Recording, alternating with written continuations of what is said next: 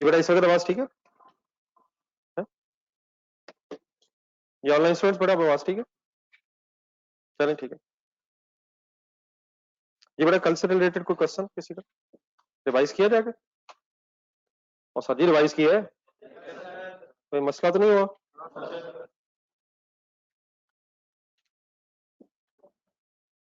कल बेटा एक टेस्ट रख लें, दो टॉपिक्स जरा मिला लें, लिखें और नोट करें। डिस्कशन याद है सर जी? रिवैल्यूएशन किसी ने की है सर? और उसमें ना जरा साथ मिला लें changes in equity, revaluation with changes in equity. बैठे सर जी, टाइम पे आए प्लीज।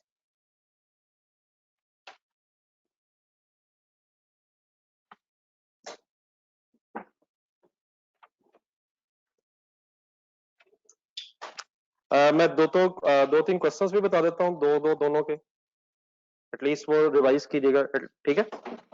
मसलन जरा रिवैल्यूएशन के एंगल से नोट करें। है ओनली वन। एक क्वेश्चन के नाम बोल देता हूँ, चले।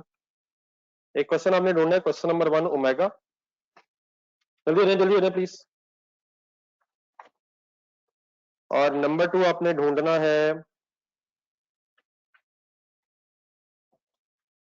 एक्स्ट्रा प्रैक्टिस क्वेश्चंस में, टेस्ट क्वेश्चंस में जो चैप्टर के एंड में एक ऑर्चिड लिमिटेड था, याद है? तो ये दो क्वेश्चंस है रिवैल्यूएशन के एंगल से और statement of changes in equity के एंगल से आप लोग रिवाइज कर लीजिएगा। चैप्टर के अंदर ही एक डैफोडिल्स है और दूसरा फिर फूड टेक। चैप्टर के अंदर ही क्वेश्चन नंबर 2 और 3 था, मतलब जहां पे चेंजेस इन इक्विटी का जो चैप्टर था, चैप्टर के अंदर था ये, ठीक है? तो मैं दो क्वेश्चंस इसलिए कह रहा हूँ कि कम से कम ये तो रिवाइज कर लीजिएगा। हो जाएगी बात? मीनवाइल वहीं आ जाए जहां हमने कल डिस्कशन स्टार्ट की थी। फिलहाल दो कर लें सर,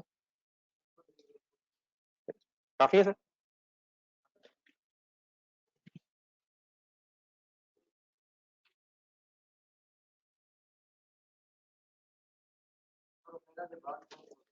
और सर जी ओमेगा के बाद यकीन माने वही बताया यार जी। सलमान साहब बताएंगे मैंने ओमेगा के बाद कौन सा बताया? ओमेगा, ऑर्चिड और उसके बाद फिर दो चेंजेस इन इक्विटी बताएं यार, की होगी? अगर मेरे सामने ही हालात हैं तो मेरे गैर मौजूदगी में क्या हालात होते होंगे? जी बेटा नबील साहब, ये आपकी चॉइस है सर। मैं बिल्कुल नहीं ऐसी बात कर रहा, ये बिल्कुल आपकी चॉइस है सर।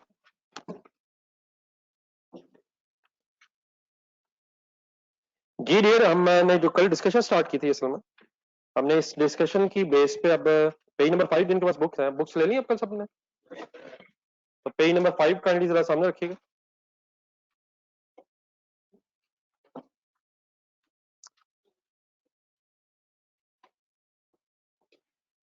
जी बेटा शोएब एंड हसन इस बात बड़ा ऐसे फजूल में टाइम वेस्टिंग ना बनाया करें, अभी तो क्वेश्चन ही कंप्लीट नहीं हुए। अगर इतना ही नॉन सीरियस रहना है तो रहने दें सवाल। हमने जो बेटा कल डिस्कशन स्टार्ट की थी उसकी बेस पे हमने अपना एक नया टॉपिक स्टार्ट करना है, एक नया स्टैंडर्ड शुरू करना है बाय द नेम ऑफ, क्या लिखा हुआ? Boring cost. तो आप लोग प्लीज बुक जिनके पास अब है, और आई होप कि अब मेजोरिटी के पास है, बुक खोलने, पेन पकड़ लें जरा, और साथ साथ जहां जहां जरूरत पड़े आपको एक्सप्लेन करना है कुछ।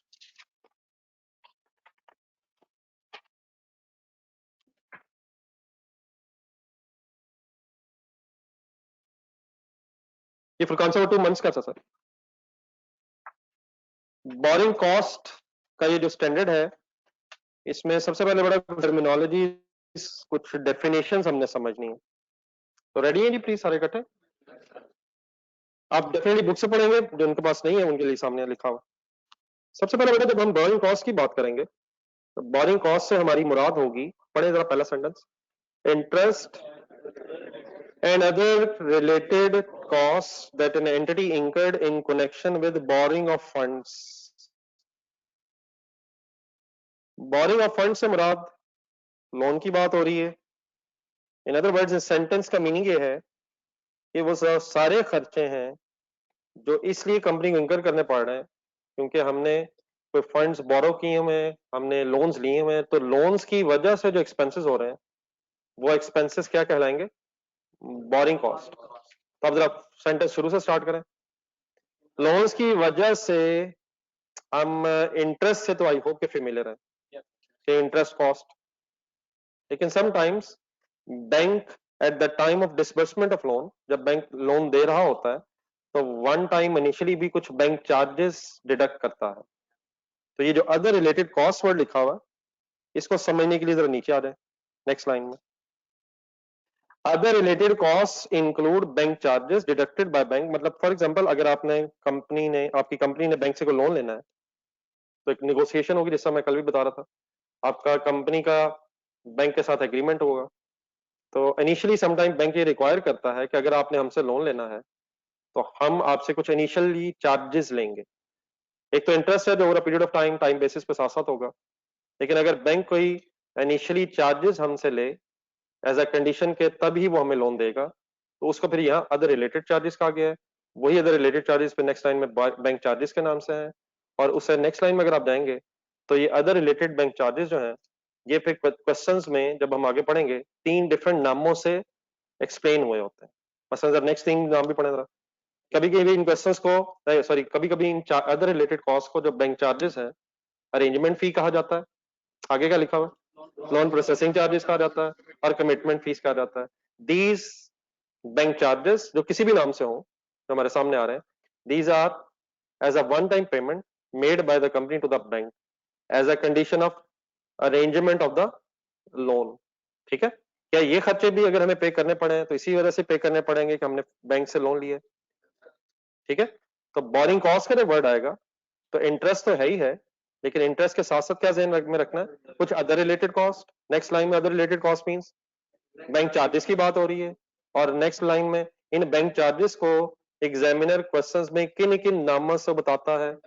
अरेंजमेंट फी भी वर्ड हो सकता है, लोन प्रोसेसिंग चार्जेस भी, और मे बी कमिटमेंट फीस या कमिटमेंट चार्जेस के नाम से हो सकता है। तो पहली 3-4 लाइनें अब आपको क्लियरली समझ आ गई।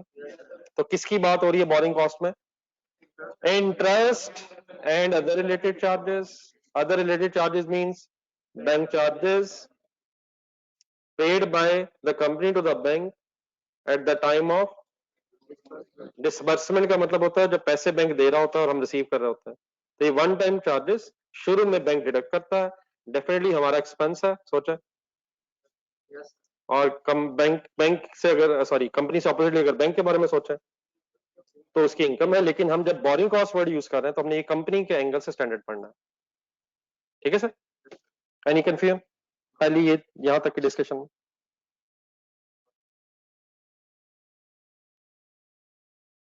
चलें फिर आगे। नेक्स्ट बेटा फिर हमने लोन्स को डिफरेंट नामों से, डिफरेंट वर्ड से पहले भी सुना होगा। कभी सुना आपने वर्ड लॉन्ग टर्म लोन, कभी शॉर्ट टर्म लोन्स, कभी रनिंग फाइनेंस।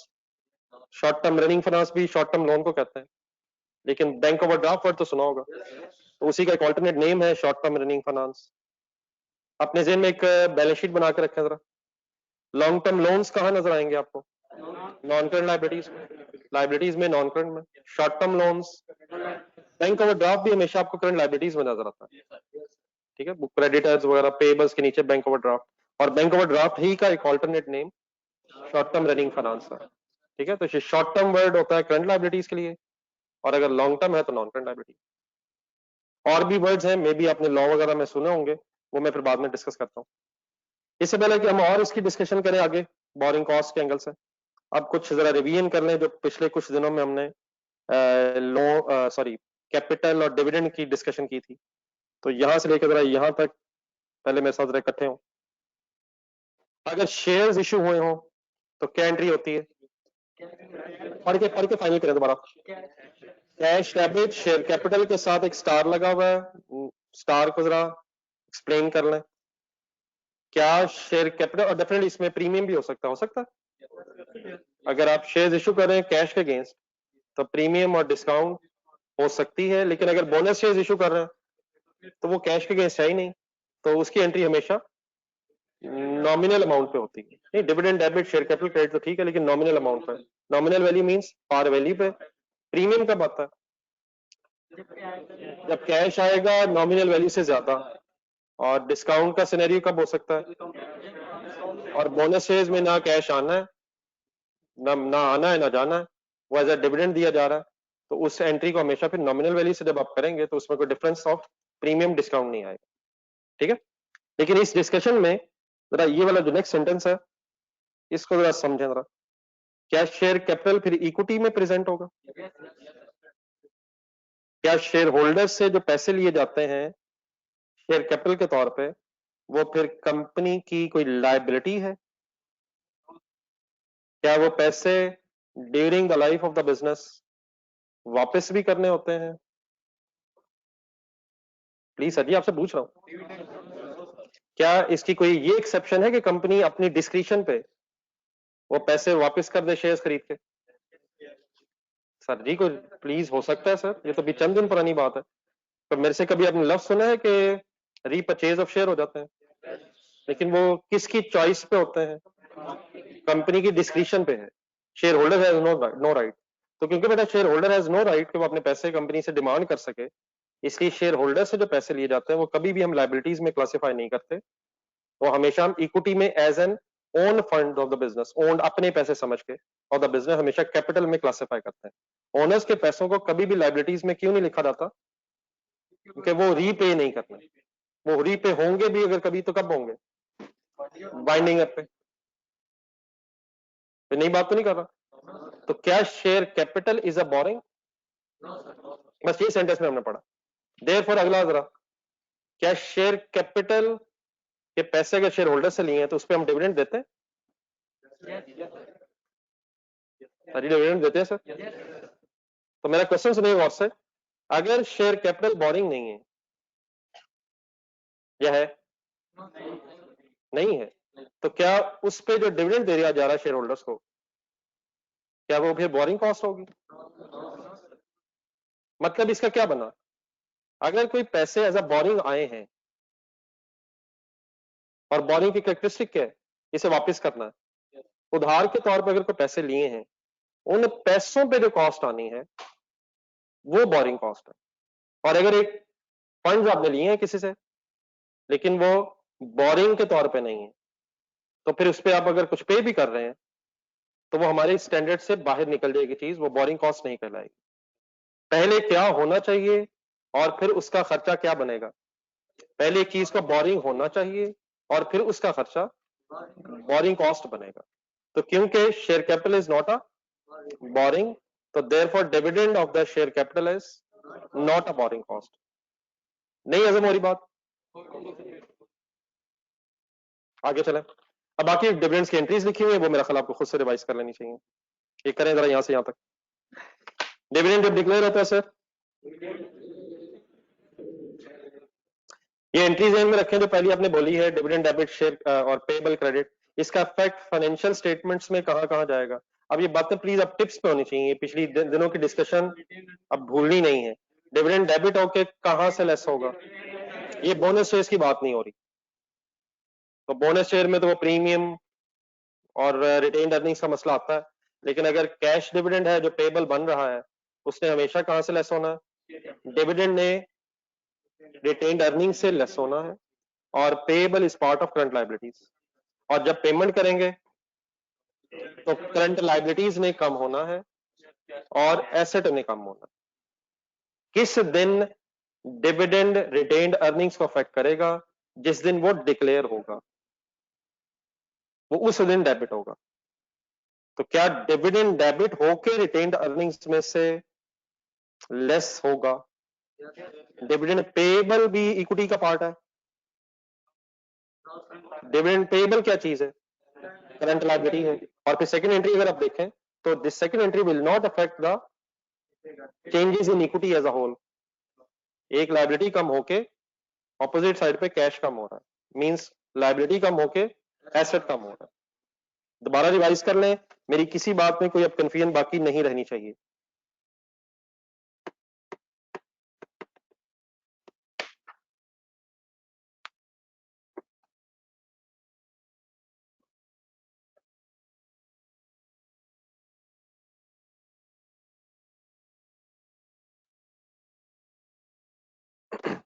एनी क्वेश्चन जी प्लीज।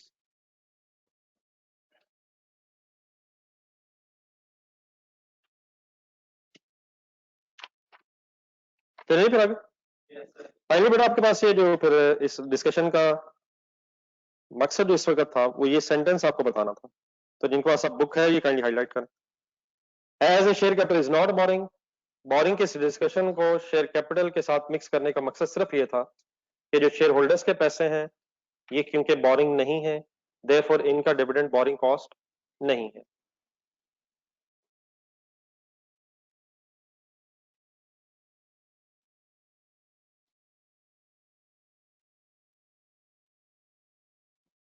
क्या मैं आपकी इस खामोशी को वही समझूं जो हकीकत है? क्लियर है ना सारे? यही समझूं और क्या समझूं मैं, और क्या मैं समझूं? ये देर इसके बाद जरा बुक्स जिनके पास है भी जरा बुक बंद कर दें।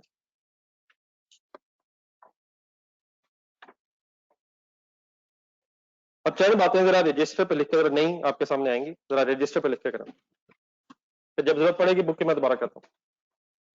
हेडिंग लिखें ट्रीटमेंट ऑफ बोरिंग कॉस्ट।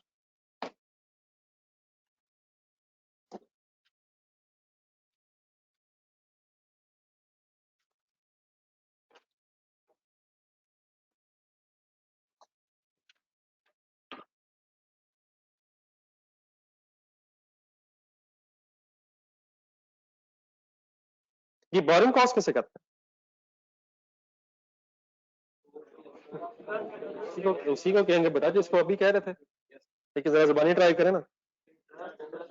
यकीनन मेरा इसकी डेफिनेशन में तो दो चीजें हैं, interest and other related cost incurred in connection with borrowing of funds. लेकिन कम से कम मेरी रिक्वेस्ट ये होगी कि बोरिंग कॉस्ट का वर्ड सुन के आपके जहन में इंटरेस्ट आ जाना चाहिए। मिनिमम हर वक्त क्या जहन में रखना, क्या हम इंटरेस्ट एक्सपेंस की बात कर रहे हैं। तो मैंने जो हेडिंग लिखी है ट्रीटमेंट ऑफ बोरिंग कॉस्ट, क्या आपको नहीं पता कि इंटरेस्ट का क्या ट्रीटमेंट होता है? क्या अगर आपने कोई लोन लिया है और उस पर इंटरेस्ट देना है तो क्या interest is recorded as an expense when incurred या व्हेन पेड? इंकर्ड से मुराद एक्सपेंस अगर हो गया तो डेबिट हो जाएगा, पे नहीं भी हुआ तो पेबल हो जाएगा, और अगर पे हो गया है तो फिर इंटरेस्ट डेबिट होकर कैश क्रेडिट हो जाएगा। तो व्हाट इज द ट्रीटमेंट हमें पता है प्लीज? जब इंटरेस्ट इंकर होगा उस हम उसे प्रॉफिट लॉस में एज एन एक्सपेंस रिकॉर्ड कर लेंगे। लिखना शुरू करें। Borrowing cost is recognised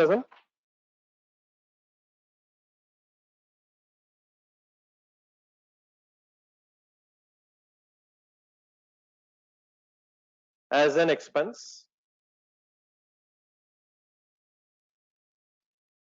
when incurred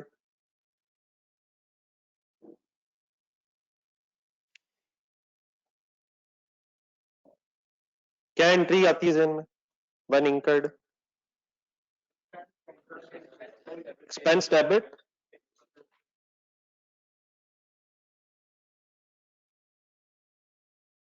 interest payable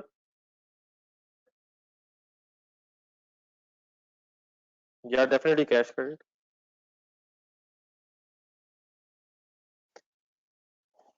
इसी इंटरेस्ट एक्सपेंस के लिए कभी कभी वर्ड यूज होता था फाइनेंस कॉस्ट या फाइनेंशियल चार्जेस का भी वर्ड सुना।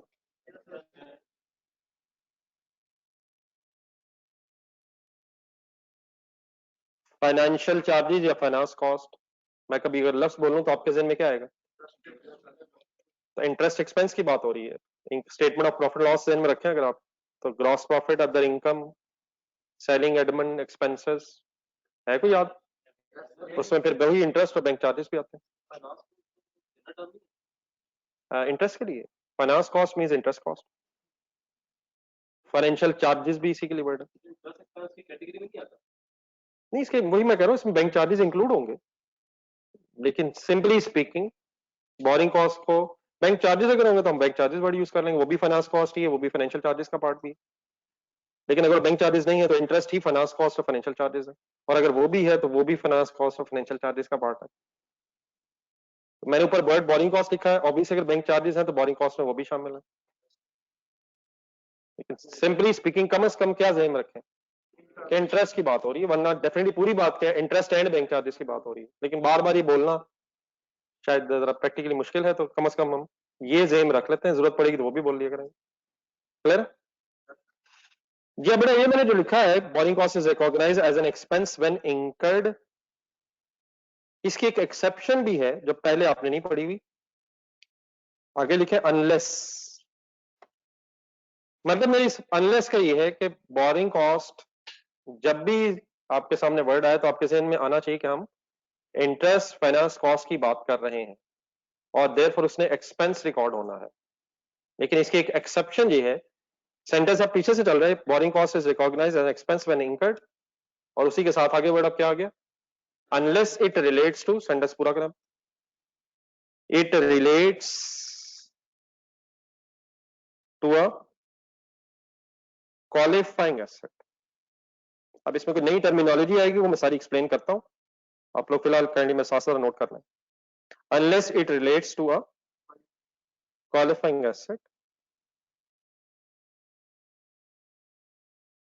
and full stop, in that case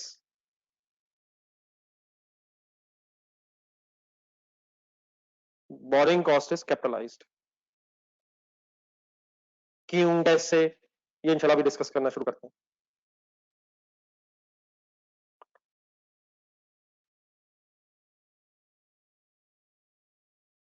capitalise का मीनिंग याद? In that case borrowing cost is capitalized to the cost of qualifying asset।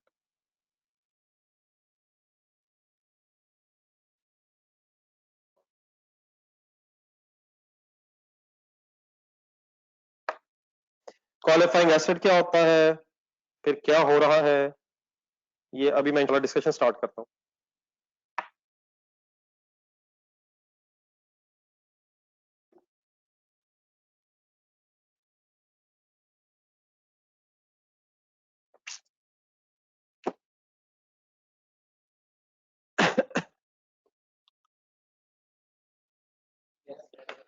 पहले एक सिंपल ट्रांसलेशन जरा सुना।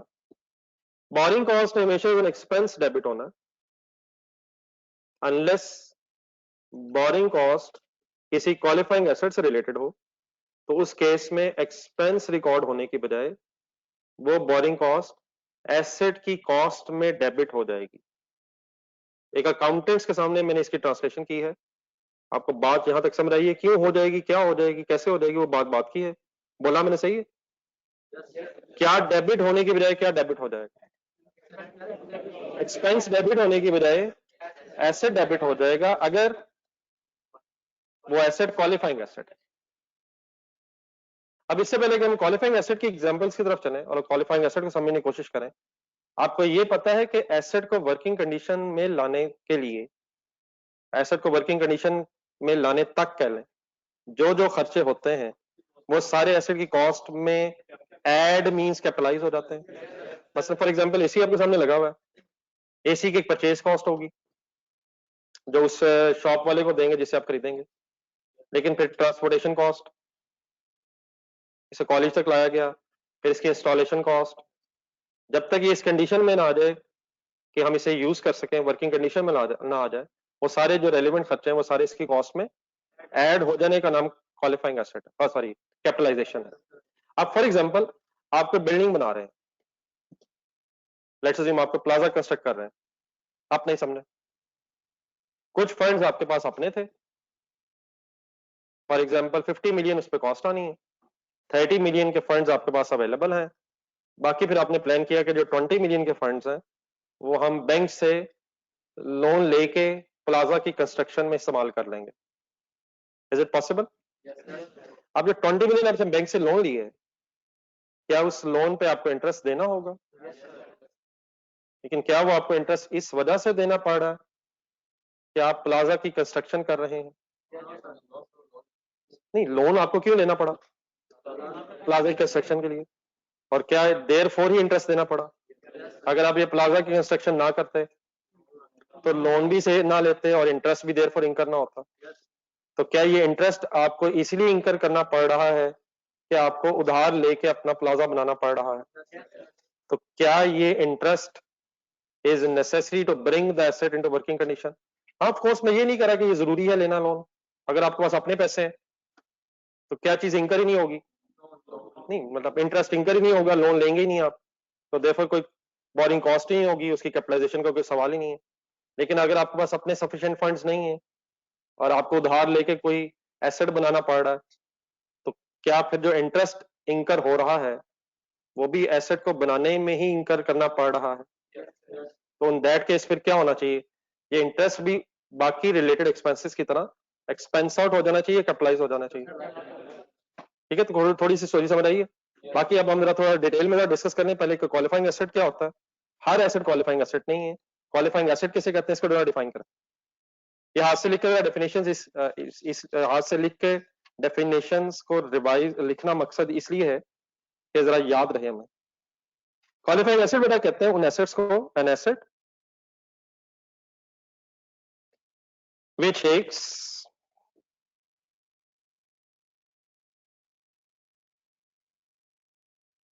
a substantial time period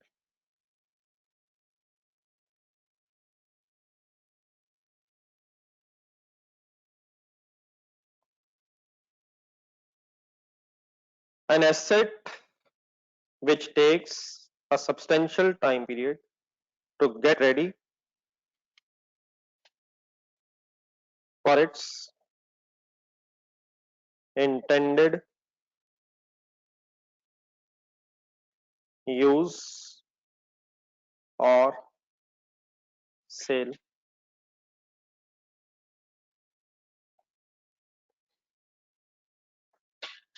जो लोग लिखते जाएंगे जरा एक सफा पढ़ भी लीजिएगा, मैं फिर इसे एक्सप्लेन करता हूं। N asset which takes substantial time period to get ready for its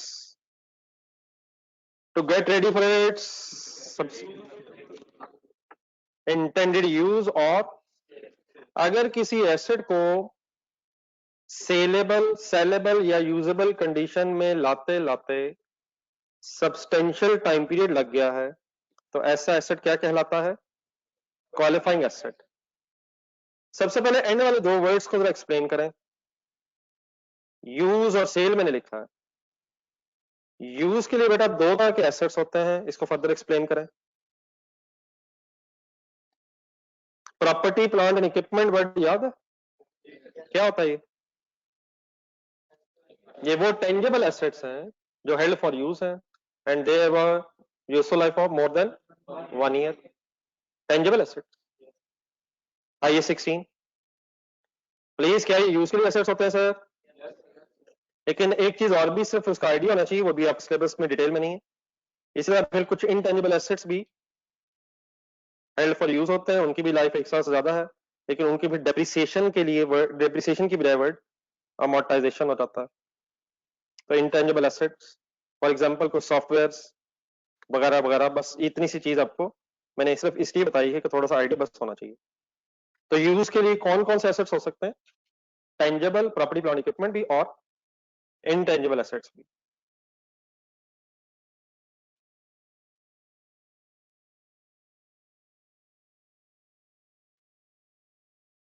देखिए अब एंड में मैंने एक वर्ड सेल भी लिखा। आपको पता है किन चीजों को हम बेचने के लिए हमने रखा होता है, उनका एक ब्रॉड नाम क्या है? गुड्स का असल नाम फिर इन्वेंट्रीज है, गुड्स क्लोजिंग स्टॉक, जो बिक गई वो तो ठीक है, लेकिन जो पड़ी है वो फिर इन्वेंट्री के नाम से IS2 इन्वेंट्री। फिनिश गुड्स अगर मैन्युफैक्चरिंग बिजनेस है, ट्रेडिंग बिजनेस अगर है तो जो चीजें खरीदी हैं वही बेचनी है। तो क्या कुछ चीजें ऐसी भी होती हैं जिन्हें बना के बेचा जाता है अल्टीमेटली? तो अगर बना के बेचने की बात हो रही है तो we are talking about inventory, और बना के अगर इस्तेमाल करने की बात हो रही है तो we are talking about tangible and intangible assets, जिनको फिर डेप्रिशिएट एंड अमोर्टाइज रिस्पेक्टिवली किया जाता है। तो इन अदर वर्ड्स, इस लाइन में, ये जो मैंने दो लाइनें लिखी हैं, इन लाइनों में किन एसेट्स की बात हो रही है जिन्हें या हमने अल्टीमेटली यूज करना है, या तो इन अदर वर्ड्स कोई भी टेंजिबल, इनटेंजिबल एसेट या इन्वेंट्री की आइटम क्वालिफाइंग एसेट बन सकती है अगर उसे काबिल इस्तेमाल या काबिल सेल हालत में लाते लाते सब्सटेंशियल टाइम पीरियड बन जाए, सब्सटेंशियल टाइम पीरियड सारी लग जाए। नहीं ऐसा हो रहा? सब्सटेंशियल टाइम पीरियड में बताता हूं कौन कौन से एसेट्स क्वालिफाइंग एसेट हो सकते हैं अगर क्या हो जाए, टेंजिबल, इनटेंजिबल और इन्वेंट्री वाले एसेट्स क्वालिफाइंग एसेट हो सकते हैं अगर उन्हें यूजेबल या सेलेबल कंडीशन में लाते लाते सब्सटेंशियल टाइम पीरियड लग जाए। तब आ जाए जरा सब्सटेंशियल टाइम पीरियड क्या होता है।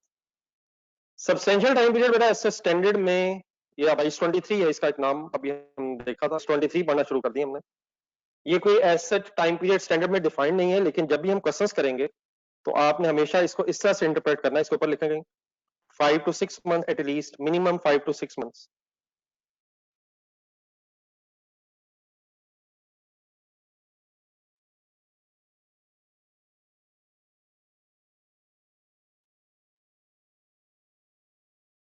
टाइम पीरियड को प्रैक्टिकली जब अकाउंटेंट्स अप्लाई करते हैं तो 5 to 6 months is minimum period जो सब्सटेंशियल टाइम पीरियड कंसिडर होता है। मसलन अगर किसी बिल्डिंग को बनाते बनाते 2 साल लग जाए तो क्या वो सब्सटेंशियल टाइम पीरियड होगा?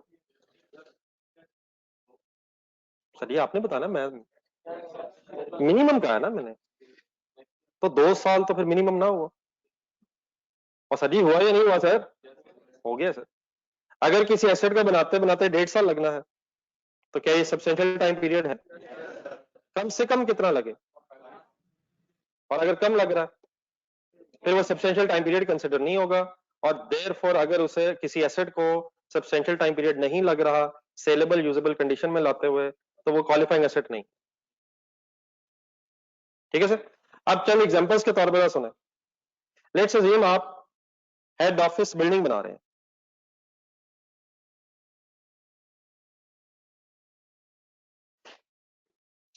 एक तो बेटा ऑफ कोर्स ये है कि आप एक बिल्डिंग बनी बनाई खरीद लें, चलें ये भी पहले जरा, और सर जी पॉसिबल है सर, ये लाइंस पढ़ के बताएं क्या वो क्वालिफाइंग एसेट है? पढ़ तो लें।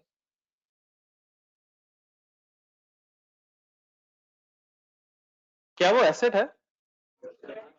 मैंने सिर्फ ये नहीं कहा, मैंने और भी बहुत काफी कुछ कहा।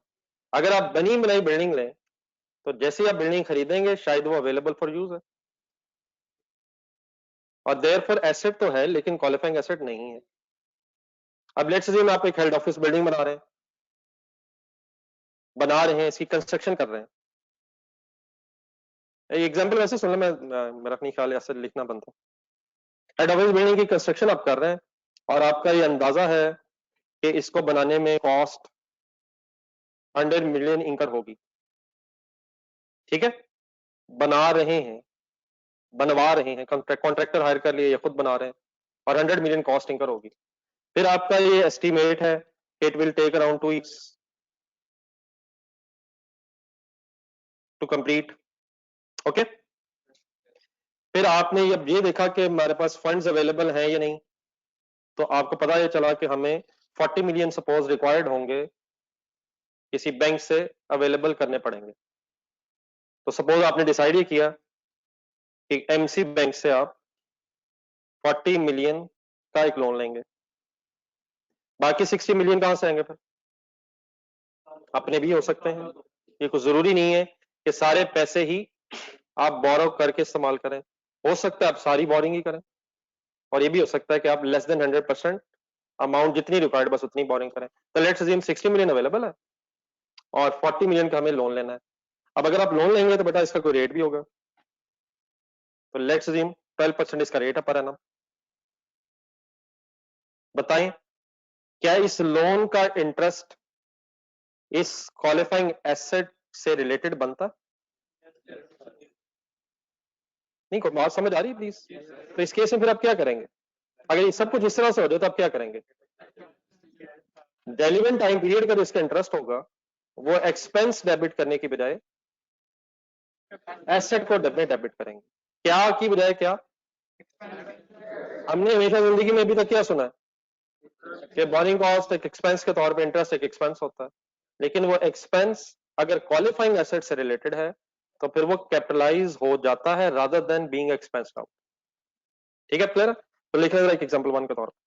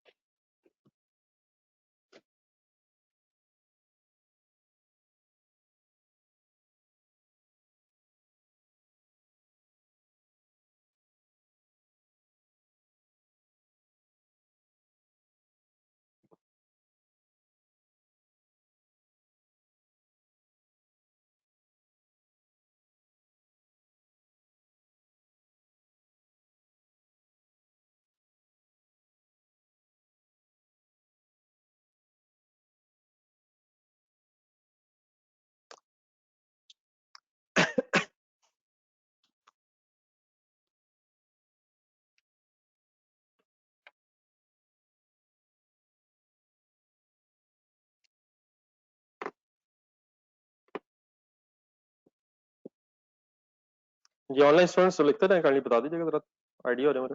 नोट कर लिए?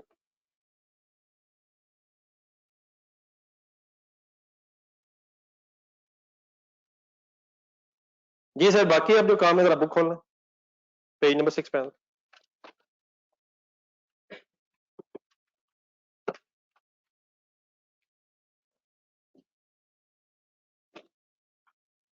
कुछ एग्जांपल्स के तौर पे जरा स्टार्ट में जो ऊपर लिखा था वो तो हमने लिख लिया, देख लिया। एग्जांपल्स की तरफ आए जरा। Depending upon the circumstances any of the following may be a qualifying asset. मिल गए? पेज नंबर 6 के स्टार्ट में तकरीबन 6 मीन 6 है। Depending upon the circumstances any of the following may be a qualifying asset. For example number 1 construction of a factory building या head office building. अच्छा, depending upon the circumstances का इससे यहाँ क्या मतलब होगा? यानी हालात का मतलब क्या हो गया? अगर सब्सटेंशियल टाइम पीरियड लग रहा है तो फिर फैक्ट्री बिल्डिंग और हेड ऑफिस बिल्डिंग की कंस्ट्रक्शन एक क्वालिफाइंग एसेट हो सकता है। तो डिपेंडिंग अपॉन द सर्कमस्टांसेस का यह मतलब कि टाइम पीरियड अगर सब्सटेंशियल है तो फैक्ट्री बिल्डिंग भी और हेड ऑफिस बिल्डिंग भी एक क्वालिफाइंग एसेट बन सकती है। नंबर 2,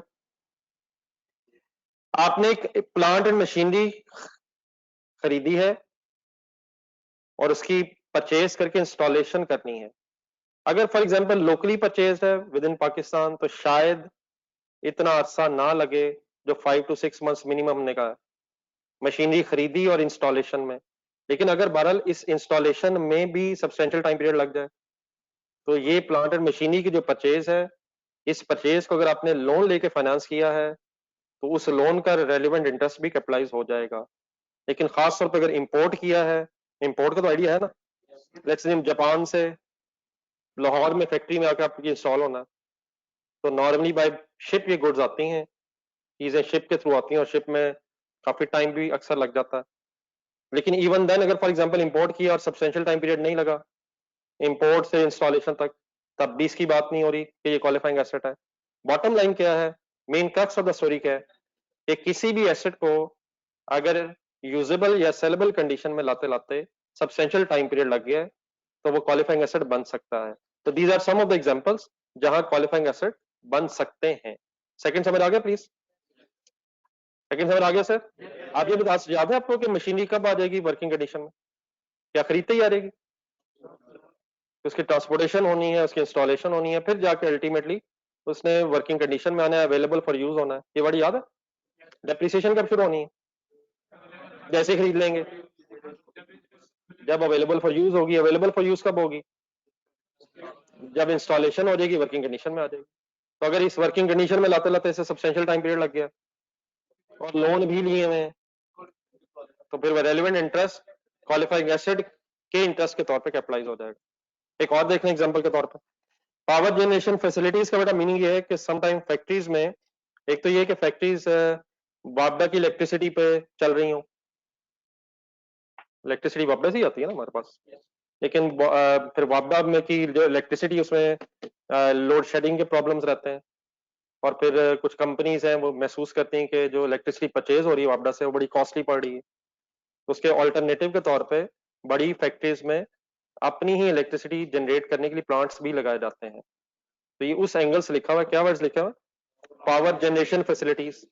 अब ये भी ह्यूज मैन्युफैक्चरिंग प्रोसेस होगा जिसमें प्लांट मशीनरी फिर लगनी है, तो इसमें भी अगर सब्सटेंशियल टाइम पीरियड लग गया और अपने पैसों के साथ साथ या अपने पैसों के बजाय बैंकों के पैसे इस्तेमाल कर लिए, तो उससे जो उस पे जो इंटरेस्ट होगा तो वो फिर एक्सपेंस आउट होने के बजाय इसी पावर जनरेशन फैसिलिटी की कॉस्ट में ऐड होता जाएगा, जब तक ये power generation facility ultimately available for use ना हो जाए। ठीक हो गया जी? प्लीज क्लियर है सारे? एनी कंफ्यूजन यहां तक? देख लें आप लोग, जहां तक मैं आगे चलने के बजाय कोई कंफ्यूजन ना रह जाए।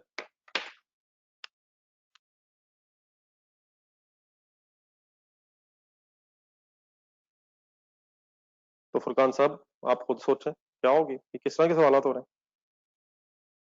देन सर जी नेक्स्ट लाइन एक एरो सा बना हुआ, बताएं पढ़ के क्या ठीक है?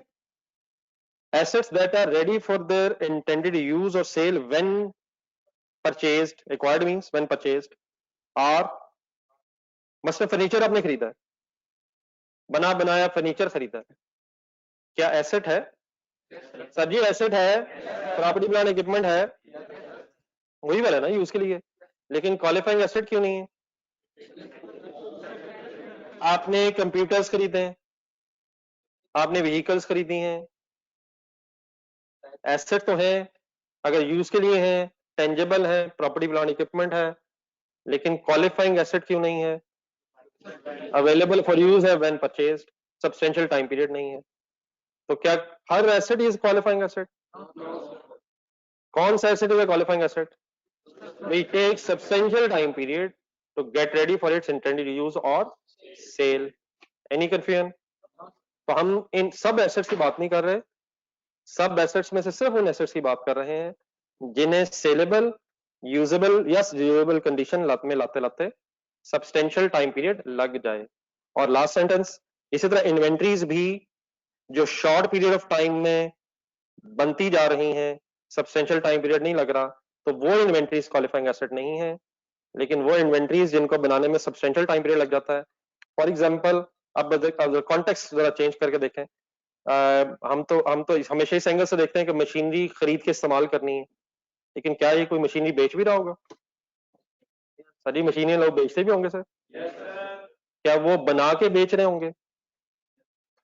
फॉर एग्जांपल, एक तो है ना बनी बनाई खरीद लें आप, लेकिन अगर कोई मैन्युफैक्चरिंग कर रहा है मशीन्स की और वो सेल कर रहा है, तो क्या उसके लिए मशीनरी इज एन इन्वेंट्री और प्रॉपर्टी प्लांट इक्विपमेंट? उसके लिए इन्वेंट्री। अब अगर उससे मशीन बनाते हुए सब्सटेंशियल टाइम पीरियड लग गया और उसको ये मशीनें बनाने के लिए बैंकों से लोन ली, और डेफिनेटली फिर वो अपनी इन्वेंट्री की टोटल कॉस्ट कैलकुलेट करते हुए इस इंटरेस्ट को भी कंसिडर करेगा, प्लस करके अपने अकॉर्डिंगली वर्किंग करेगा। लेकिन वो इन्वेंट्री जो रूटीन में बन रही है, कोई चेयर्स बना रहा है, कोई टेबल्स बना रहा है, मोबाइल्स बना रहा है, रूटीन में बनाई जा रहा है, सब्सटेंशियल टाइम पीरियड इन्वॉल्व नहीं है, तो वो डेफिनेटली इन्वेंट्रीज तो हैं, लेकिन क्वालिफाइंग एसेट नहीं। आई होप कि अब क्वालिफाइंग एसेट को जेन में सेट हो गया कि क्या होता है। हर एसेट में क्वालिफाइंग एसेट, लेकिन क्या हर qualifying asset is an asset which can be an item of property plant equipment or an item of intangible asset or an item of inventory? ठीक है, हम डेटर्स की बात नहीं कर रहे, debt is an asset, debtor भी asset है, लेकिन डेटर्स की कोई बहस नहीं है, उसको भी तो सब्सटेंशियल टाइम पीरियड लग जाता है, तो गेट रेडी फॉर इट्स, वो तो रिसीवेबल होता है। हम कैश एंड बैंक की बात नहीं कर रहे, हम प्री पेमेंट्स की बात नहीं कर रहे, हम जनरली लॉन्ग टर्म एसेट्स की बात कर रहे हैं। लेकिन one exception can be inventories. हम जनरली नॉन करंट एसेट्स की बात कर रहे हैं, टेंजिबल इंटेंजिबल की। लेकिन एक और चीज जो जहन में रहनी चाहिए वो क्या है कि इन्वेंट्रीज भी क्वालिफाइंग एसेट हो सकती हैं। सब क्लियर है सारा?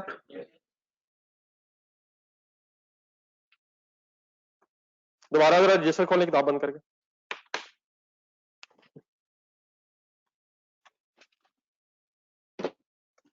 मिस्टर अब्दुल्ला रहमत क्या हमारी कोई मुलाकात नहीं हो सकती? क्योंकि आप समझा सकते हैं मेरे सामने आके ये सवाल, अगर पता हो इन्वेंट्रीज रूटीन में 1 साल बाद बनती, मैं ये क्वेश्चन आपका आईक्यू को भेज दूंगा, वहां से इंशाल्लाह इसका जवाब अल्लाह करे पेपर आपके क्वालिफाई करने के बाद आए। रजिस्टर खोलिएगा सर, हेडिंग लिखें, दोबारा लिख के कैंडी बुक्स बंद करते नजर आए सारे मुझे। ये जो ऑनलाइन स्टूडेंट्स है ना, आपके पास ये जो क्वेश्चंस की फैसिलिटी है, आपको पता है नजर तो मैं आ नहीं रहा, इस फैसिलिटी को मिस यूज कर रहे हैं मिस्टर अब्दुल्ला, बाकी भी करते थे। टाइप्स ऑफ बोरिंग हेडिंग लिखें।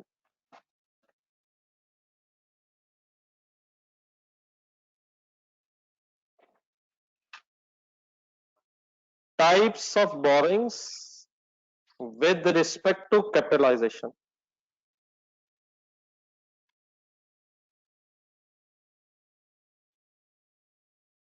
देखिए अब यहां से ऑनवर्ड्स ये बात तो हम सबको पता है कि बोरिंग कॉस्ट ने एक्सपेंस कैसे रिकॉर्ड होना है। क्या ये अजम्पशन ठीक है? कि आप सब लोगों को पता है कि बोरिंग कॉस्ट का इंटरेस्ट कैलकुलेट कैसे होना है कल की डिस्कशन के बाद, और उसने एक्सपेंस इनकम स्टेटमेंट में रिकॉर्ड होना है। तो हम इस पे अब फर्दर कोई बहस नहीं करेंगे, ये चीज साथ साथ आती रहेगी, इंशाल्लाह हम रिवाइज करते रहेंगे। हमारा मेजर कंसर्न अब क्या है कि बोरिंग कॉस्ट की कैपिटलाइजेशन अगर होनी है तो कैसे होनी है। तो मेरी हेडिंग क्या है? Types of borrowing with respect to capitalisation of borrowing cost. कि अगर बोरिंग कॉस्ट की क्वालिफाइंग एसेट से रिलेटेड है और हम उसे देयरफॉर कैपिटलाइज करना चाहते हैं तो फिर कैसे करेंगे। हमारी अब डिस्कशन का सारा फोकस इस चीज पे है। ये हेडिंग समझ आ रही है प्लीज जो मैं हेडिंग लिखता हूं? तो मैं हेडिंग में क्या कहना चाहता हूं, बोरिंग कॉस्ट की कैपिटलाइजेशन करते हुए बोरिंग्स की कुछ टाइप्स की डिस्कशन करने लगा हूं। तो there are two types of borrowings with respect to capitalisation of borrowing cost. लिखें, नंबर 1 स्पेसिफिक बोरिंग्स,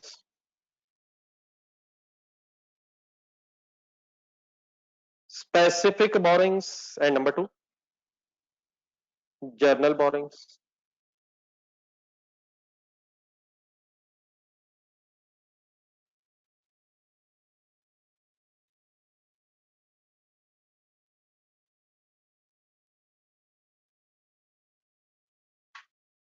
हम अपनी डिस्कशन पहले स्टार्ट करेंगे कि अगर कोई स्पेसिफिक बोरिंग है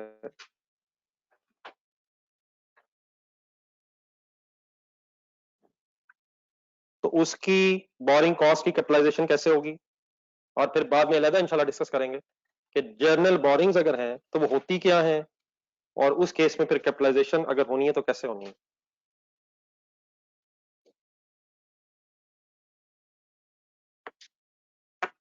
तो इकट्ठे कर ली हो जाएगी स्लाइडिंग पर, लिख के करें, कुछ चीजें याद करनी है हमने।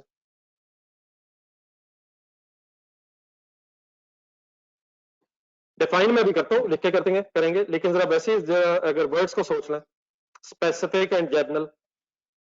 अगर कोई क्वालिफाइंग एसेट है, लेट्स अज्यूम अ बिल्डिंग बन रही है, सब्सटेंशियल टाइम पीरियड लगना है, इसी बिल्डिंग के लिए अगर लोन लिया जाए, लोन लेने का मकसद सिर्फ और सिर्फ ये है कि इस लोन के पैसे इसी क्वालिफाइंग एसेट के लिए इस्तेमाल करेंगे।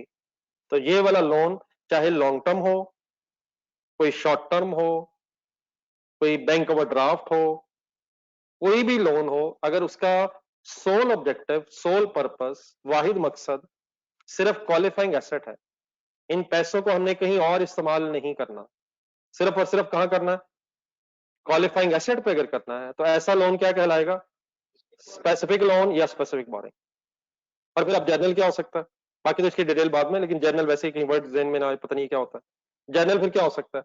अगर बैंक से पैसे ले लिए और इसका पर्पस डिफाइन नहीं है, फॉर एग्जांपल आपने 100 मिलियन पैसे ले लिए और ज़हन में ये है कि जहां जरूरत पड़ेगी वहां इस्तेमाल कर लेंगे, मसलन अगर जरूरत पड़ेगी और एम्प्लॉइज को देने के लिए पैसे नहीं है तो इसी लोन के पैसों में से एम्प्लॉइज को सैलरी भी दे देंगे।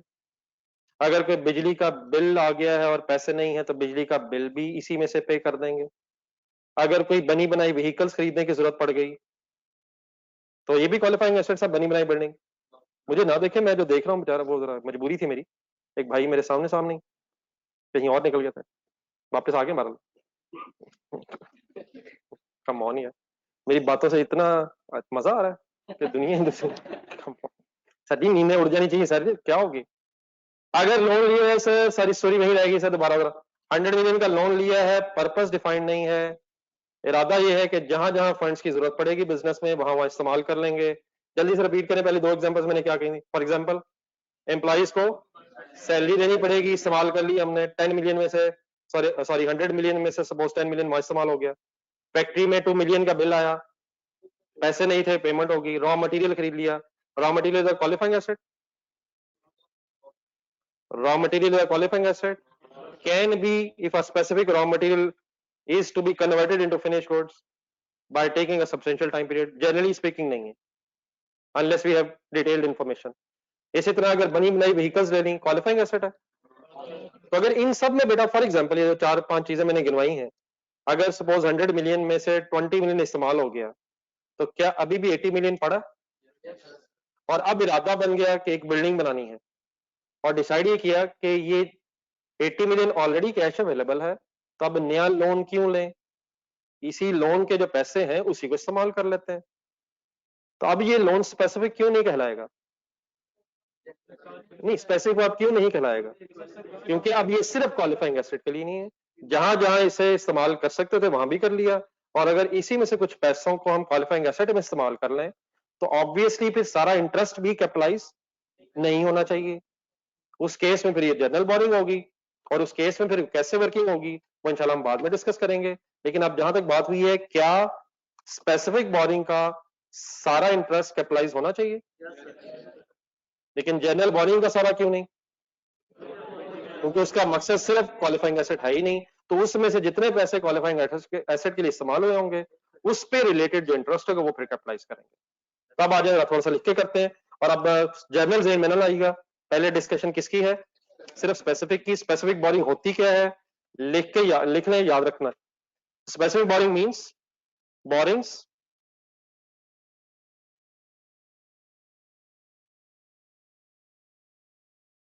which are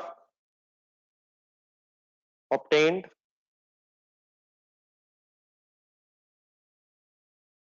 for the sole purpose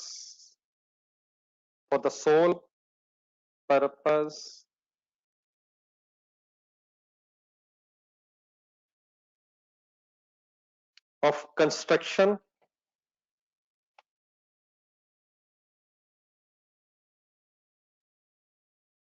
acquisition means तो क्लियर है ना सबको? परचेज, एसेट एक्वायर हुआ मींस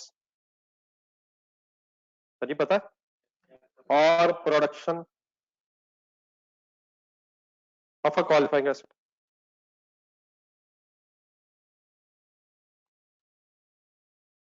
क्या कोई बनी बनाई मशीनरी अगर खरीदी जाए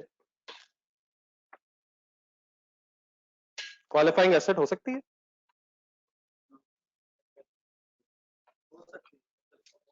बनी बनाई मशीनरी अगर खरीदी जाए तो क्वालिफाइंग एसेट हो सकती है, अगर उसे इंस्टॉलेशन वगैरह के प्रोसेस में सब्सटेंशियल टाइम पीरियड लग जाए तो हो सकती है। हाँ, बिल्डिंग अगर बनी बनाई लेंगे तो शायद उसकी इंस्टॉलेशन, बिल्डिंग की इंस्टॉलेशन तो शायद हुई होगी ना, लेकिन मशीनरीज की इंस्टॉलेशन, इक्विपमेंट्स की इंस्टॉलेशन में समटाइम सब्सटेंशियल टाइम पीरियड लग सकता है, हो सकती है। तो इसमें मैंने 3 वर्ड्स लिखे हैं, एक तो पहले पूरे सेंटेंस में पढ़ने लिखे।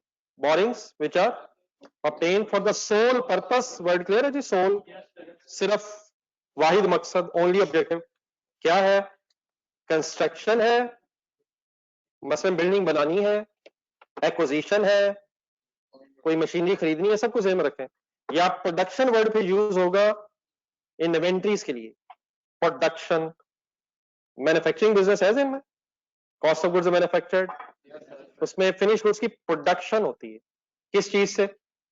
रॉ मटेरियल से। तो प्रोडक्शन मींस इन्वेंट्रीज भी क्वालिफाइंग एसेट हो सकती हैं। और अगर एक लोन किसी बिल्डिंग की कंस्ट्रक्शन के लिए या सिर्फ उसी के एक्विजिशन के लिए या सिर्फ प्रोडक्शन के लिए लिया है तो वो लोन क्या बन जाएगा?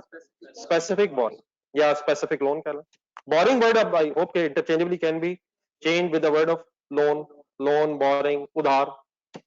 Any confusion in these words? Next heading लिखें। अब अगर कोई स्पेसिफिक बोरिंग हो तो फिर हम कैसे कैलकुलेट करेंगे amount to be capitalised? Amount to be amount of borrowing cost to be capitalized.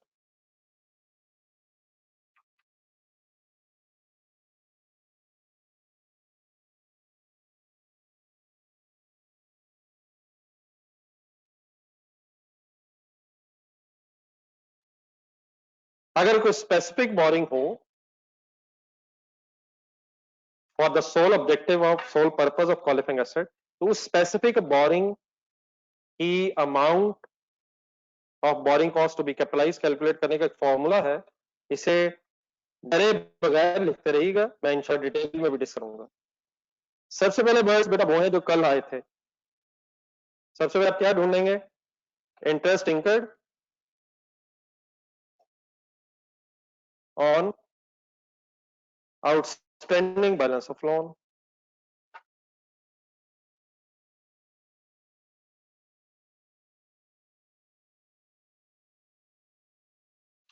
Interest incurred on outstanding balance of loan. Specific boring का क्या सारा इंटरेस्ट रिलेटेड खर्चा कैपिटलाइज होगा? स्पेसिफिक बोरिंग का क्या सारा इंटरेस्ट का खर्चा कैपिटलाइज होगा? सारा होगा। स्पेसिफिक बोरिंग है ही क्या? जो एसेट ही के लिए, वो सारा कैपिटलाइज होगा। कैलकुलेट कैसे करेंगे? कैलकुलेट कैसे करेंगे आउटस्टैंडिंग बैलेंस पे? आउटस्टैंडिंग बैलेंस पे कैसे कैलकुलेट करेंगे? तीन चीजें कल वाली गिनवाए जरा। ये interest incurred on outstanding balance of loan कैसे ढूंढा करेंगे? आउटस्टैंडिंग बैलेंस लिया करेंगे। अच्छा, क्या लोन वापस करने से अगर साथ साथ रीपेमेंट भी हो रही है तो इंटरेस्ट की अमाउंट भी चेंज होती जाएगी? तो वही रेलिवेंट रह जाएगी। बैलेंस कैलकुलेट कैसे करेंगे? वही तीन वर्ड्स, आउटस्टैंडिंग बैलेंस, आगे बोले, फिर रेट ऑफ इंटरेस्ट ढूंढेंगे और फिर रेलिवेंट टाइम पीरियड ढूंढेंगे।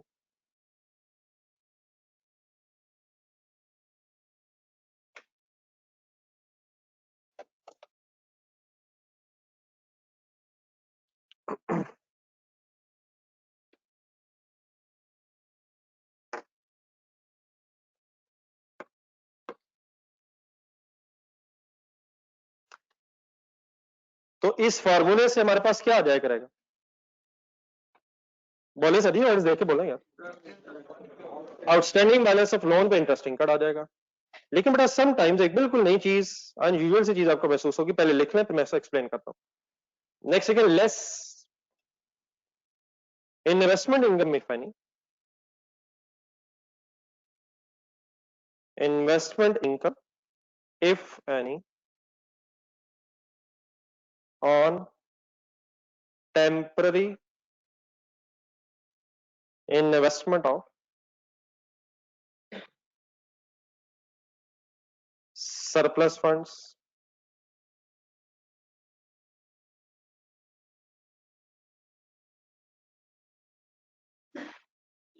investment income if any on the temporary investment of surplus funds की जो अमाउंट आएगी उसको इंटरेस्ट इंकर्ड में से लेस करके जो नेट अमाउंट आएगी, ये क्यों लेस करना है, कैसे लेस करना है, करना भी है ही नहीं करना है, ये मैं इंशाल्लाह भी बताता हूं।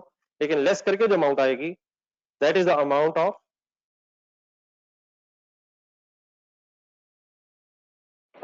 Of borrowing cost to be capitalised.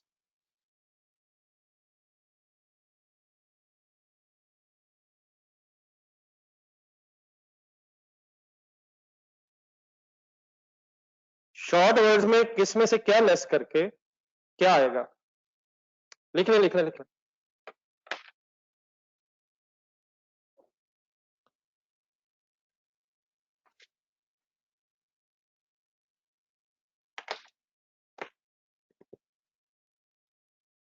Short words में इंटरेस्ट इंकर्ड ऑन लोन में से investment income on temporary investment of surplus funds less करके amount of borrowing cost to be capitalise आएगी। जरा आप भी इस तरह से बोलेंगे, वैसे ज्यादा शॉर्ट तो मैंने भी नहीं किए। जरा चंद की वर्ड्स ढूंढे पहली लाइन में। इंटरेस्ट इंकर्ड में से इन्वेस्टमेंट इनकम अगर कोई है तो वो लेस करके फिर amount of borrowing cost to be capitalise आएगी। अब ये क्या हो रहा है, क्यों लेस हो रहा है, इसको समझने के लिए नोट कर लिया आपने? ये कोई लिख तो नहीं प्लीज? जरा दो लेजर्स बनवाए, जरा पहले बनवाए काइंडली प्लीज बनवाए।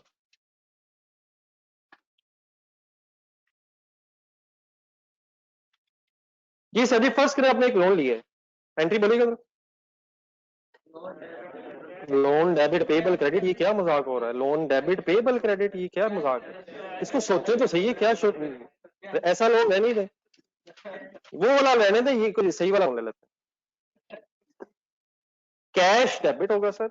हाँ, कैश की जगह बैंक, अगर चेक बाय चेक आ जाए तो कैश या बैंक डेबिट और लोन क्रेडिट। तो आप बेटा प्लीज काइंडली बाद में बताइएगा, पहले जरा सही तरह से क्लियर करें अपने जहन में। लेट्स अज्यूम 1 मिलियन का अपने बैंक से लोन लिया, कैश डेबिट हो गया, लोन क्रेडिट हो गया, रेफरेंसेस ऑपोजिट आ गए, डेट सपोज है 1 जनवरी 2020। ओके जी please, cash debit loan credit. अब आपने ये पैसे लिए, फिर हम स्पेसिफिक बोरोइंग्स की बात कर रहे हैं। आपने ये पैसे लिए और इससे आपने कोई बिल्डिंग की कंस्ट्रक्शन करनी है, बिल्डिंग सपोज ए क्वालिफाइंग एसेट है, पैसे अब आपके पास आ गए, अब कंस्ट्रक्शन स्टार्ट होनी है। आप जरा खुद से विजुलाइज करें, क्या ये सारे पैसे एक ही दिन में इस्तेमाल हो जाएंगे? अब कंस्ट्रक्शन विल टेक टाइम, और जनरली कॉन्ट्रैक्टर वगैरह से बड़ी बड़ी बिल्डिंग्स बनाएंगे रादर देन कि खुद ही बनाना शुरू हो जाए, तो ग्रेजुअली इसको साथ साथ पेमेंट्स करेंगे। तो लेट्स अज्यूम कि उसने कहा है मुझे कुछ एडवांस में पैसे दें, और आपने 2 लाख रुपीस एडवांस के तौर पे उसको पकड़ा दिए। क्लियर है मेरे वर्ड्स? बोले entry. Advance to supply debit, cash credit. तो एडवांस का अपना लेजर होगा, लेकिन कैश के लेजर में 2 लाख क्रेडिट साइड पे आ जाएगा। ठीक है, एडवांस। ठीक है सर।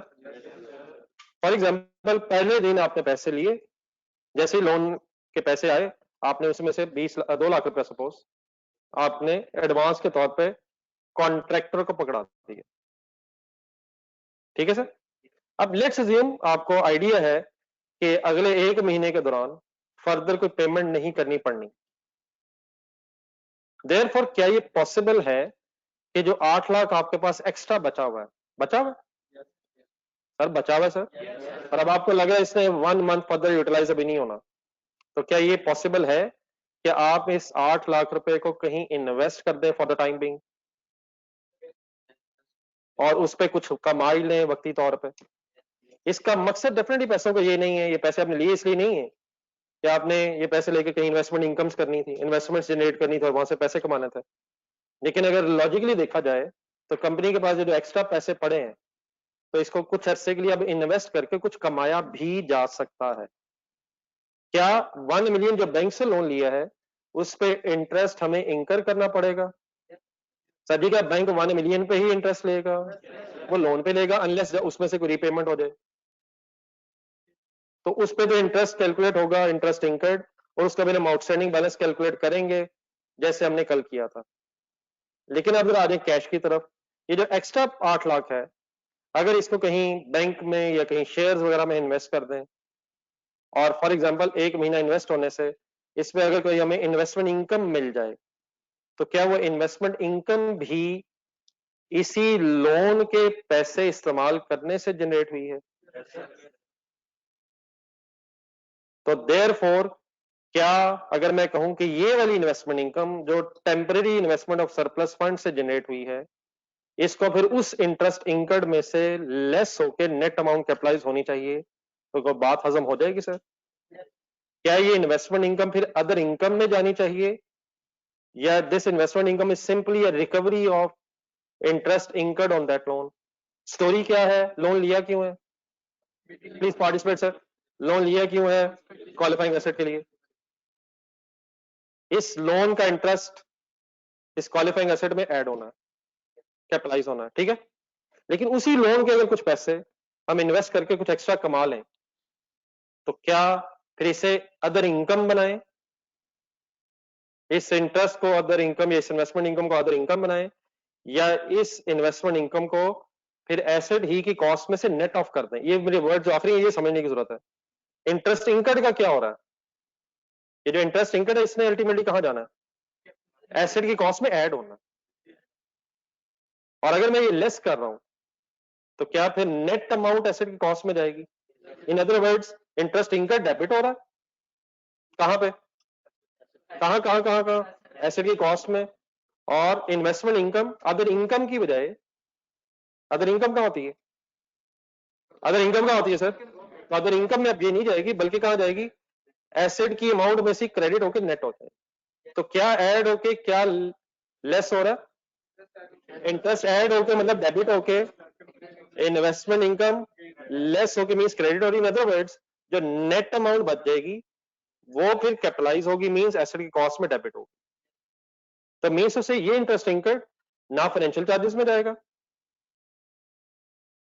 क्योंकि एसेट डेबिट हो गया, और ना ही इंटरेस्ट इनकम अदर इनकम में जाएगी, बल्कि ये इसी इंटरेस्ट इनकम में से नेट ऑफ होके फिर नेट अमाउंट से एसेट डेबिट होता है। बात लॉजिक है सर? लेकिन डेफिनेटली ये किन पैसों की बात हो रही है? जो इसी लोन में से सरप्लस बचे, ठीक है? ये लोन लिया किस मकसद के लिए हुआ है? सिर्फ बिल्डिंग, हम स्पेसिफिक बोरिंग्स की बात कर रहे हैं। क्या जो एक्स्ट्रा पैसे पड़े भी हैं 8 लाख, क्या इन्हें भी इसी बिल्डिंग में इस्तेमाल करना है? सोच के बताएं। करना उधर ही है, लेकिन अगर वक्ती तौर पर एक्स्ट्रा पड़े हैं और हम इन्वेस्ट करके इसमें से कोई इन्वेस्टमेंट इनकम जनरेट कर लें, तो फिर इसे बोरिंग कॉस्ट भी कैपिटलाइज कैलकुलेट करते हुए लेस करके नेट अमाउंट कैपिटलाइज करेंगे। ठीक है सर, मेरी एग्जांपल से कुछ क्लियर हो गया? तो आप जरा यदि बनाना चाहें तो बना लें, लेकिन वैसे इंशाल्लाह अभी क्वेश्चन करते हैं, अभी टाइम है 15 मिनट, तो कुछ ना कुछ और डिटेल में बात हो जाएगी। ये लेस बता दें मुझे, फिर लेस समझ आता है? सुभान अल्लाह जी, फुरकान से बेटा खुदा का नाम लो, इससे क्या कर रहे हो आप लोग? ये क्या सवाल है? ये सवाल तो मेरा डॉक्टर भी कर सकता है मिस्टर फुरकान। बल्कि आज आपने जितने सवाल किए जरा चेक करें दोबारा। मेरा नहीं ख्याल अकाउंटेंट का कुछ ये सवाल बनता है एक भी। फुरकान साहब का सवाल ही है, आप भी सोचे जरा, आप जरा हेल्प करें मेरी, मैं जरा फुरकान साहब को जरा जवाब सही तरह से देना चाह रहा हूँ अच्छा सा। फुरकान साहब कह रहे हैं तो फिर फायदा क्या हुआ बताएंगे? नहीं आपको वैसे लगता है कोई फायदा?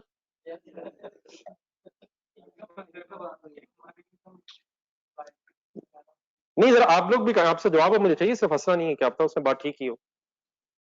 आप लोग अगर नोट कर रहे हैं तो नीचे लेजर वगैरह थोड़े से बना लें ताकि आपको आइडिया हो जाए कि लोन पे इंटरेस्ट देना है। ये बात ठीक है मेरी? एक मिनट ये वाली बात मैं कंप्लीट कर लूं। क्या आपको पता है लोन पे इंटरेस्ट देना है और लोन में इन्वेस्ट होना है? नहीं, ये वर्ड क्लियर करने हैं। लोन कभी इन्वेस्ट नहीं हो सकता, कैश इन्वेस्ट होगा। अब ये ना कहिए बात एक है, किस पे इंटरेस्ट देना है क्लियर करें बिल्कुल रिलैक्स होकर। Loan means asset, loan means liability.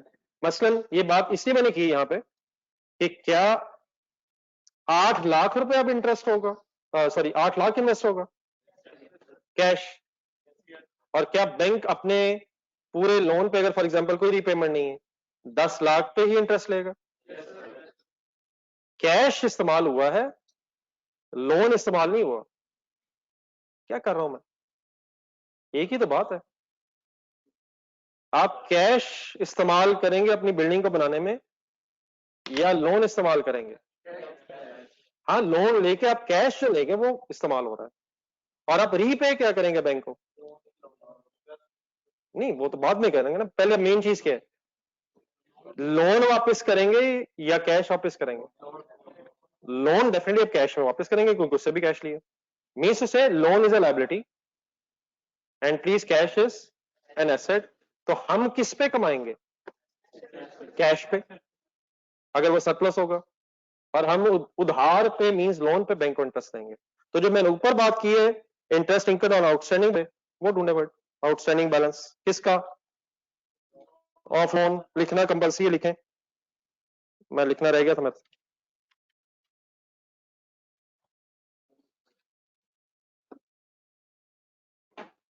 ये क्लियर कीजिएगा जाते जाते प्लीज, अभी है टाइम। ये प्लीज मेरी बात समझ आती है कि loan is different and cash is different?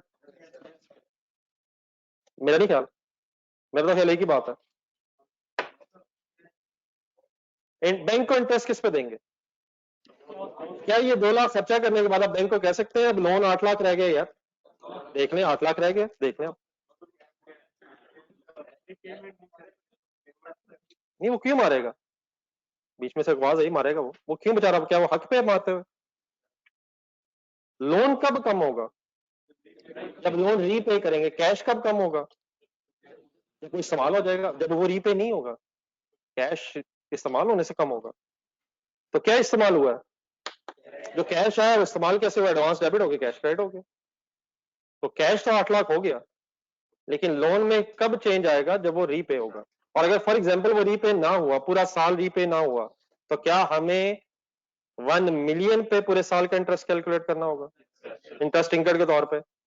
तो इंटरेस्ट इनकम कैलकुलेट करते हुए आपके जहन में लोन की लेजर्स आने चाहिए, और अगर कोई सरप्लस फंड्स कैलकुलेट करने हैं तो आपके जहन में कैश का लेजर आना चाहिए। फर्क पड़ता है सर? ये एक ही बात हो जाएगी। क्या इन्वेस्ट कर सकेंगे? क्या बराबर डेफिनेटली, क्या लेके फिर क्या इन्वेस्ट किए? लोन लेके कैश इन्वेस्ट किए। ठीक हो गया? कोई कंफ्यूजन? तो इसको कहीं लिंक कर ले, मैंने जिस तरह एड्रेस बनाए अपने जेन में एटलीस्ट जरूर बना लें कि इंटरेस्ट इनकम लोन पे होना है, और इन्वेस्टमेंट इनकम पूरे वर्ष पड़ेगा। इन्वेस्टमेंट इनकम किस पे? किस पे? ये सरप्लस फंड्स मींस एक्स्ट्रा पैसे जो अवेलेबल थे, बचे हुए थे, और अगर उसे रेलिवेंट टाइम पीरियड के लिए मैक्सिमम बताया होगा कि हमने इन्वेस्ट किया है, तो फिर इसकी इन्वेस्टमेंट इनकम कैलकुलेट करेंगे। Any confusion anywhere? जी सर। लोन कर लिया कंस्ट्रक्शन के लिए, तो सर सोल पर्पस, लेकिन जब इन्वेस्टमेंट की तो सर नहीं सर, वक्ती तौर पे है, मकसद तो इसका यही था। क्या मैंने कहा कि जब इन्वेस्टमेंट की तो हम इसको इस्तेमाल तो कर रहे हैं ना पैसे। मैं वापस ले लूंगा अल्फाज, मतलब मैंने, मेरा सवाल ये है कि क्यों इन्वेस्टमेंट की? वक्ती तौर पे एक्स्ट्रा थे। क्या ये पैसे इसलिए लिए कि हम इन्वेस्ट किया करेंगे? ऐसा कोई प्लान नहीं था। फौरन इनको जहां भी इन्वेस्ट किया होगा निकलवा लेना। लेकिन अगर वक्ती तौर पे कुछ कमाया जा सकता है, आप हुक्म करें, कमा लें या रहने दें। आपका अगर मूड नहीं है तो रहने दीजिएगा। कंपनीज कमा लें तो वो क्या करें? क्या इसका मतलब है उन्होंने बैंक के जो पैसे, बैंक से जो पैसे लिए थे उन्हीं को इस्तेमाल करके अल्टीमेटली अपना इंटरेस्ट एक्सपेंस रिड्यूस कर लिया? ये सेंटेंस समझ आता है मेरा आखिर वाला? फॉर एग्जांपल लोन का रेट है 10% और इन्वेस्टमेंट का रेट मैं फर्दर बताऊंगा भी, ये जनरली कम होता है। बैंक हमसे ज्यादा रेट पे इंटरेस्ट लेता है, और अगर वो देता भी तो कम पे, क्योंकि उसी का डिफरेंस उसकी इनकम है। तो फॉर एग्जांपल अगर 10% लोन का इंटरेस्ट रेट है और हमारी इन्वेस्टमेंट इनकम का रेट सपोज 7% है, तो क्या अल्टीमेटली हमने इन पैसों को वक्ती तौर पे इन्वेस्ट करके कुछ इंटरेस्ट से, क्योंकि अभी ये जो 8 लाख इन्वेस्ट हो गया, बस आप 8 लाख इन्वेस्टेड ही है, तो फिर ये स्पेसिफिक बोरिंग नहीं। वक्ती तौर, ये बार बार टेम्परेरी वर्ड बीच में क्यों इंपॉर्टेंट है? अगर ये इन्वेस्ट किया है तो कब तक किया है? जैसे ही हमें दोबारा जरूरत पड़ेगी, हम इमीडिएटली पैसे जहां भी इन्वेस्टेड है निकलवा के दोबारा अपने एसेट में इस्तेमाल कर लेंगे। और अगर फॉर एग्जांपल लेट्स अज्यूम महीने बाद अगर 5 लाख की पेमेंट और हो जाए, तो बताएं जरा, देखिए क्या अभी भी कोई सरप्लस फंड्स है? सर ये अभी भी कोई सरप्लस फंड्स है सर? तो अभी भी जो सरप्लस फंड्स हैं 3 लाख, अगर आपको लग रहा है कि 2 महीने अभी भी अभी अनयूटिलाइज रहेंगे, तो आप उसको बाद अगर उनको इन्वेस्ट कर रहे हैं तो उस पर भी इन्वेस्टमेंट इनकम आएगी। नहीं सर, ये अब यही तो गेम है। क्या कैश डेबिट करके इनकम क्रेडिट करनी है या एसेट में से क्रेडिट करनी है? यही तो बात हो रही है जी। ये फाइनल करें जी सर। तो बेसिकली इंटरेस्ट इनकम में प्लस होना, और किस में प्लस होना? एसेट में। और इन्वेस्टमेंट इनकम ने एसेट में से क्रेडिट होना। मीन्स से इस तरह समझना इसलिए जरूरी है कि ना ये इंटरेस्ट इंकर्ड के अगेंस्ट इंटरेस्ट डेबिट हो रहा है एक्सपेंस के तौर पे, इंटरेस्ट इंकर्ड में एक्सपेंस की बजाय एसेट डेबिट हो रहा है, ये सेंटेंस ठीक है यहां तक? और इन्वेस्टमेंट इनकम में अदर इनकम की बजाय भी एसेट क्रेडिट हो रहा है, और in other words net debit हो रहा है। कहां से? मीन्स ना इसमें इंटरेस्ट इंकर्ड ने अब एक्सपेंस आउट होना, इस इंटरेस्ट इंकर्ड ने अब कोई एक्सपेंस में नहीं आना, और ना ही इस इन्वेस्टमेंट इनकम ने अब अदर इनकम में आना है। इन दोनों ने कहां जाना है? एसेट अकाउंट में, और इंटरेस्ट इंकर्ड ने डेबिट होना है, और वहीं से इंटरेस्ट इंकर्ड ने और सॉरी इन्वेस्टमेंट इनकम ने क्रेडिट होना। ठीक है, तो इस इनकम ने अब इंटरेस्ट इनकम के तौर पे प्रॉफिट लॉस में क्यों नहीं आना? क्योंकि इसके कमाने से हमारा जो लोन का इंटरेस्ट इंकर्ड था वही रिड्यूस हो रहा है। तो प्लीज फाइनली ये जो नेट अमाउंट है इसके अगेंस्ट टू बी कैपिटलाइज का मतलब इस नेट अमाउंट ने एसेट में डेबिट होना, डेबिट तो एक्सपेंस भी होता है, लेकिन ना इन अमाउंट्स ने, ना एक्सपेंस ने, ये ना इनकम ने प्रॉफिट लॉस में आना, रादर देन दैट इन दोनों ने आपस में नेट ऑफ होकर कैपिटलाइज होना। अब ठीक है, इन अदर वर्ड्स अगर मैं कहूं कि इन अमाउंट्स ने कैपिटलाइज होना है तो आपके जहन में कोई स्टेटमेंट ऑफ प्रॉफिट लॉस आ रही है या बैलेंस शीट आ रही है? बैलेंस शीट में क्या आ रहा है? एसेट आ रहा है जिससे रिलेटेड है। अब क्लियर है या अभी भी है कंफ्यूजन?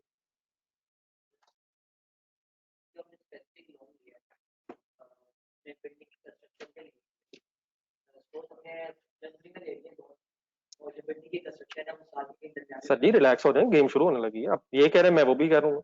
अगर फर्ज करें बिल्डिंग कंस्ट्रक्शन पहले शुरू हुई, लोन बाद में लिए, तो scenarios are waiting for us, आज लेके रहने दें। तो अगर आप छोड़ें, अब तो अगर से मगर खुद मैं बनाऊंगा। यहां तक सिर्फ क्या बात हुई है कि अगर कोई स्पेसिफिक बोरिंग है तो कैपिटलाइजेशन कैसे करनी है। अब अगर मगर हम क्वेश्चंस की तरफ आ जाते हैं, लेकिन मेरा ख्याल आज सफिशिएंट टाइम नहीं है। चलें बस ठीक है, बाकी आप कल डिस्कस करते हैं। कोई और कंफ्यूजन तो नहीं प्लीज? आप जितनी बातें हुई हैं अभी है 2 मिनट कैंडी हो रहा है, 1 मिनट में बुक खोलेगा, पहले दोनों सफे पेज नंबर 5 और 6 मेरे सामने पढ़ के उठे, देखें उसको कोई नई चीज तो नहीं मेरा ख्याल है। पेज नंबर 5 एंड 6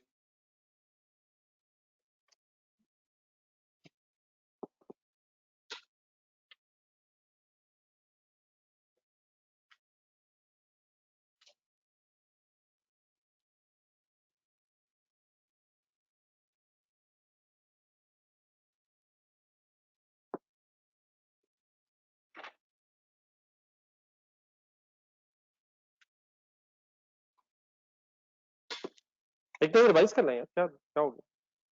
देख लें तो पढ़ा वही है।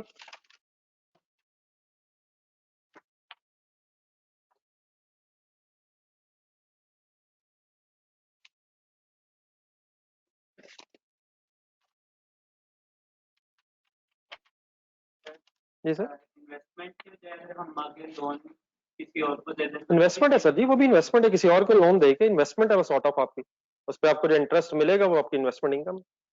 इन्वेस्ट आपने वो पैसे इन्वेस्ट किए हैं। आप जो बैंक में रखते हैं ना पैसे, वो भी अगर हम सोचें ठंडे दिल से रिलैक्स होकर, तो वो भी बैंक को आपने लोन दिया हुआ। तो एक मिनट सोचे जरा, जब आप बैंक से पैसे पकड़ते हैं तो वो क्या कहता है? लोन दिया हुआ है। और जब हम उसको पकड़ा रहे हैं वो हमें इंटरेस्ट क्यों देता है? आप लोगों को अंदाजा नहीं, आप बैंकों को लोन देते हैं तो बैंक आगे लोन देते हैं। अगर आप बैंक को लोन दे ही ना तो उसके पास पैसे ही नहीं है। बैंक के पास कहां से पैसे आते हैं? उसके पास होते ही बड़े हैं, उसके पास कहां से पैसे आते हैं? ये आप लोगों के ही पैसे वहां जमा, कंपनीज के, आप लोगों के सन है। हम बैंक एंगल से बात नहीं कर रहे।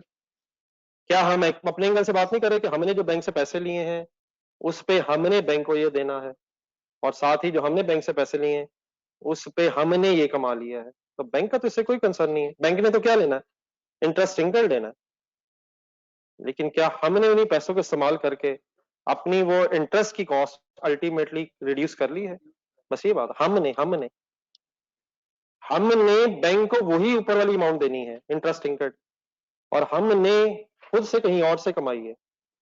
लेकिन हमारे लिए ये अमाउंट अब नेट एक्सपेंस ही है, ठीक है जी सर। अगर हमने इंटरेस्ट पे जितना आउटस्टैंडिंग हो रहा है, अगर हमने ज्यादा अर्न कर दिया, अगर बेटा ज्यादा अर्न कर लिया फिर हम डेफिनेटली बिल्डिंग्स ही बनाया करेंगे। तो थ्योरेटिकली ये बात करना तो बड़ा आसान है, बिल्कुल सही आप कर रहे हैं। लेकिन अगर ज्यादा कमा लिया तो फिर डेफिनेटली एसेट आपको नेट पड़ेगा। फॉर एग्जांपल चले अल्लाह करे और ऐसे ही हो, फिर तो हम क्या करेंगे, मेरा तो ख्याल है फिर बिजनेस ही छोड़ देने चाहिए। कर लेते हैं बात, इसमें डरने की क्या जरूरत है। फॉर एग्जाम्पल 10,000 ये था, 25,000 ये, तो यकीनन आप सोचें क्या एसेट को लोन लेके बनाने से हमें नेट 15,000 बच नहीं गया, तो ये अमाउंट हम एसेट में से क्रेडिट कर लेंगे। तो 2-3 और जीरो लगा दो, नहीं मतलब वही होगा, फिर क्या होगा, आप सोचे ना वही हो सकता है। तो net amount to be capitalise अगर डेबिट है तो जमा हो जाएगी, और अल्लाह करे अगर ये नेगेटिव हो तो लेस हो जाएगी, और अल्लाह करे फिर ऐसे ही हुआ करे, फिर हम मेरा ख्याल बिजनेस छोड़ के अगला फिर फॉरेन काम के अब नई बिल्डिंग बनाते हैं। लेकिन ये पॉसिबली जनरली इसलिए नहीं है, 2-3 वजूहत है। नंबर एक कि लोन की सारी अमाउंट नंबर वन इन्वेस्ट नहीं हो रही, सरप्लस हो रही है जो एक्स्ट्रा, और नंबर टू इन्वेस्टमेंट इनकम के रेट्स कंपैरेटिवली कम होते हैं, लेकिन अल्लाह करे अगर ज्यादा हो, आप हुक्म करें और क्या चाहिए। तो मुझे कोई इतराज नहीं, डेबिट की बजाय क्रेडिट हो रहा होगा तो मैं ऐड कैसे कर सकता हूँ, सही है ना प्लीज। डेबिट होगी तो क्या होगा सर, और अगर क्रेडिट हो जाएगी तो लेस हो जाएगी, कहां से, कहां, सही सही एसेट में ही ऐड होगी अगर डेबिट ज्यादा है, और एसेट में से ही लेस होगी अगर क्रेडिट ज्यादा है। अब एक और चीज ये ना आ जाए कि फॉर एग्जांपल इतनी इन्वेस्टमेंट इनकम हुई है कि वो जो बिल्डिंग को बनाने का खर्चा था वही अल्टीमेटली नेगेटिव हो गया, तो अल्लाह करे और क्या चाहिए, फिर हम फौरन दूसरी बिल्डिंग बनाएंगे और क्या करना है। ठीक है सर, चले सर इंशाल्लाह फिर कल दोबारा यहीं से मुलाकात होगी। घर के लिए क्या याद रखना है आप आज में, सर जी याद है सर, प्लीज जरूर टाइम दें, बाद में टाइम नहीं मिलना। अल्लाह हाफिज।